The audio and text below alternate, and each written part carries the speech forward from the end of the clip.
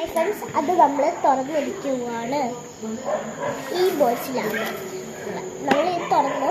ഇനി നിങ്ങൾ ഇത് കണ്ടാൽ ഞെട്ടിപ്പോകും. നമുക്ക് ഇവിടെ ആയാലും തുറക്കാൻ സാധനം കണ്ടോ. വേഗം തുറക്കാൻ നമുക്ക് ഈ സ്റ്റോറേജ് ഫുള്ളായി കിടക്കും. ഈ പൗച്ചുണ്ട്. ഈ പൗച്ച് തുറന്നാൽ നമുക്ക് ഇതുപോലത്തെ സാധനങ്ങളുണ്ട്.